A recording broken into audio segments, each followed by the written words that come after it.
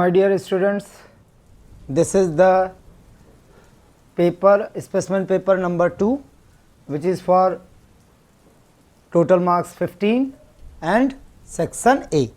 यानी ये आपका सेक्शन ए जो है वो 15 मार्क्स के लिए है और ये आपका सेकंड स्पेसिमेन है। क्यों? इससे पहले मैंने एक अपलोड किया था और इस तरीके से 15 स्पेसिमेन पेपर जो सेक्शन ए के क्वेश्चन 1 के लिए है, only for question 1, section A question number 1 which is based on MCQ. So this is the part number 2. Okay. Find the remainder when x cube minus 2x square plus 3x minus 18 is divided by x minus 3. यानी x की value आपको यहाँ पे क्या put करनी पड़ेगी, 3 put करना है इसमें। तो ये क्या हो जाएगा, अब देख लो, 3 का पावर क्यूब करोगे हो जाएगा 27 माइनस 2 इंटू 3 का स्क्वायर करोगे 9 प्लस 3 इंटू 3 माइनस 18। ये हो गया 27, 9 2 जा 18 और 18 36 और 27 और प्लस 9 36, यानी plus 36 minus 36 this will equals to 0। So right answer is ए।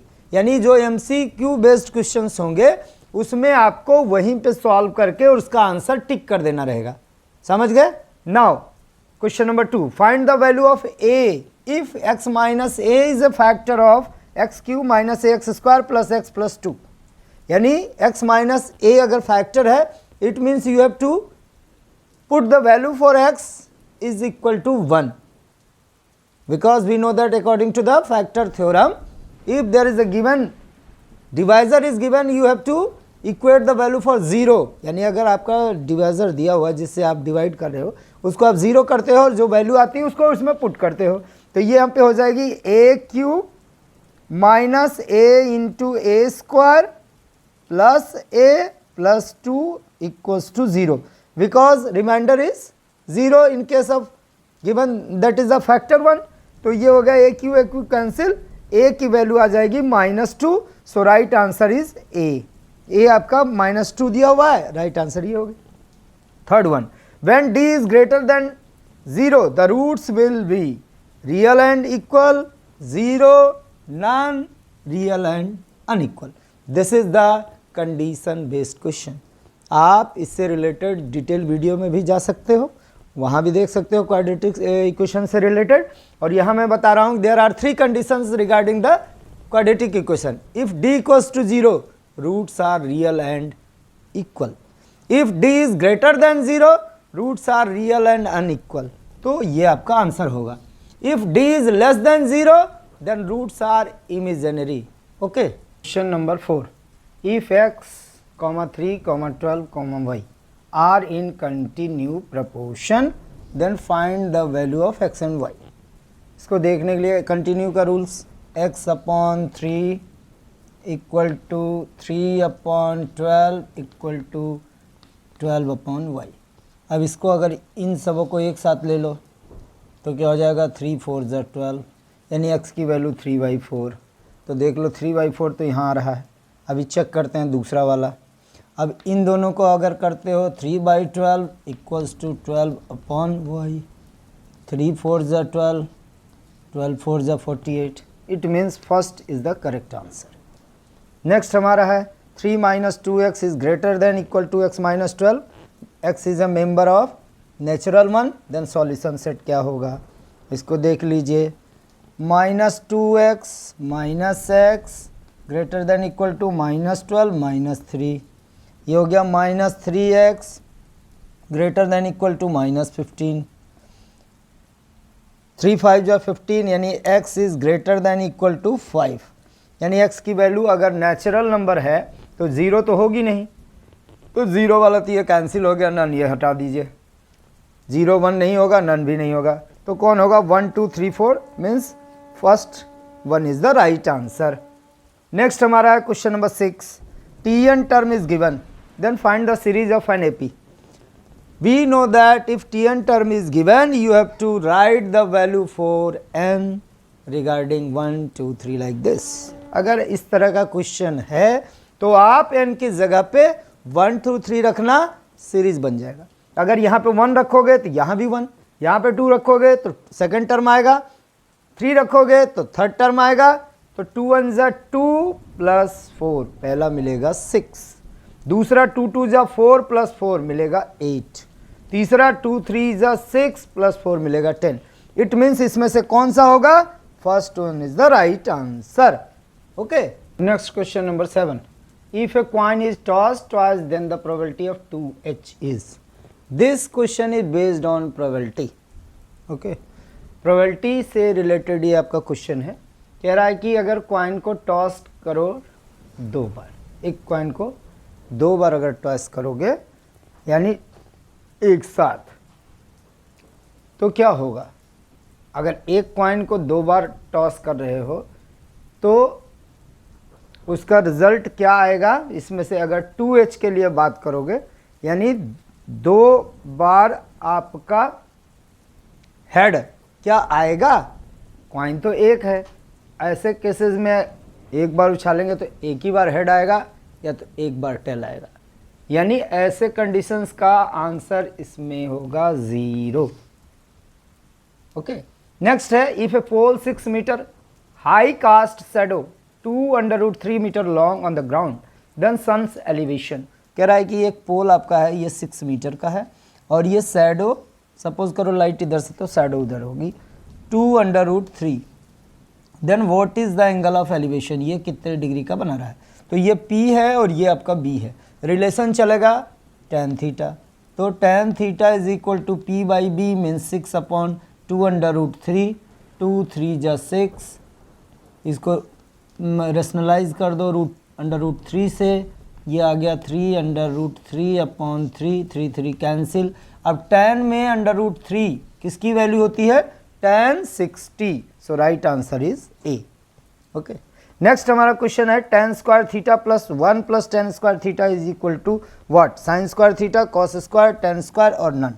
तो इसमें से कौन होगा। sin स्क्वायर को आप बदल लो, tan स्क्वायर को sin square upon cos square, और 1 plus tan square is equal to sec square, और फिर sec स्क्वायर को बदल दो 1/cos square, then cos square cancel, ये sin स्क्वायर राइट आंसर हो गया, यानी फर्स्ट आपका राइट आंसर है। ओके, ये सारे क्वेश्चन बेस्ड किस पे होते हैं, फार्मूले पर, तो फार्मूला आपको कंप्लीट होना चाहिए। Question number 10, find the slope of the line passing through A and B1 - 2। ये 2 पॉइंट है इससे जाने वाले, तो इसके लिए आपका फॉर्मूला होता है स्लोप के लिए y2 - y1 upon x2 - x1।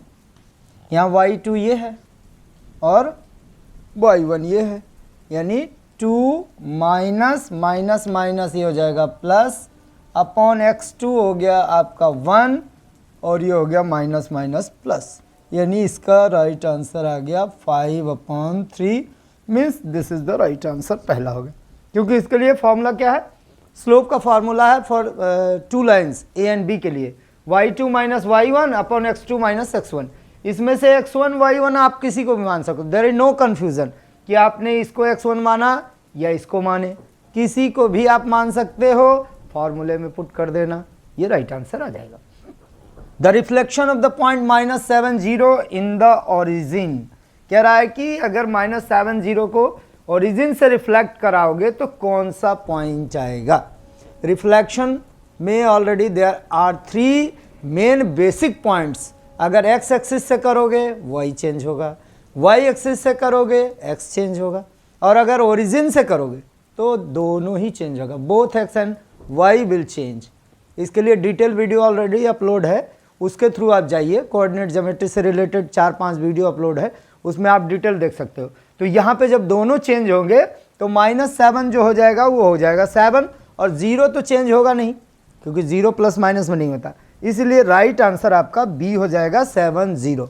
Okay, next question है, x if x + 3y y 7 - x 4 is equal to 4 - 1 0 4, then find the value of x and y। ये देखिए, this question is from topics matrix. You know about the matrix. This is A11, this is A12, this is 21, this is 22. Means A11 means first row, first column. And according to this question, you have to equate the value for A11 A11, A12 A12, A21 A21, A22 A22। इससे आपको इससे equate करना है, value आ जाएगी। तो 7 minus x is equal to 0, तो 7 minus x is equal to 0 means अगर x को इधर ट्रांसफर करते हो तो x की वैल्यू आ गई 7। सेकंड, y की वैल्यू आपको फाइंड करनी है, यहाँ पे रख दीजिए x प्लस 3y, x की जगह 7, 7 plus 3y, 7 plus 3y equals to, ये किसके लिए होगा, A11 के लिए 4, ये इसके जाएगा -3, 3y is equal to -3 upon, यहाँ पे हो जाएगा जाकर के डिवाइड, आएगा -1। तो राइट आंसर आपका x के लिए आ गया 7 और y के लिए -1, तो फर्स्ट आपका आंसर हो जाएगा। ओके, नेक्स्ट क्वेश्चन हमारा, if a equal to 1 0 1 1 then a square.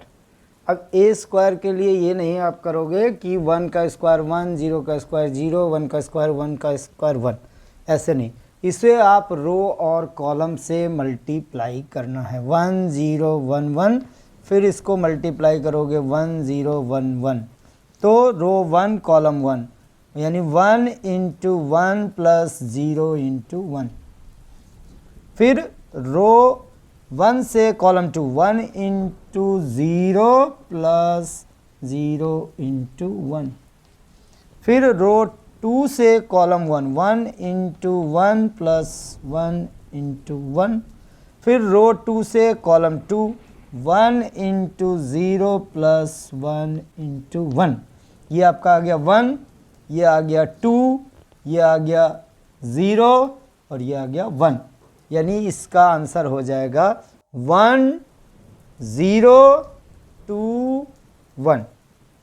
अब यहाँ पे आप सेलेक्ट करके देख लो कि कौन सा है। 1 0 2 1 कोई भी इसमें नहीं दिख रहा है, तो राइट आंसर इसमें क्या हो जाएगा, इसमें राइट आंसर हो जाएगा नन, क्योंकि 1 आ रहा था यहाँ पे, 0 आ रहा था यहाँ पे, 2 किसी में भी नहीं आ रहा है, तो राइट आंसर हो गया आपका नन। नेक्स्ट है फाइंड द फोर्थ प्रोपोर्शन।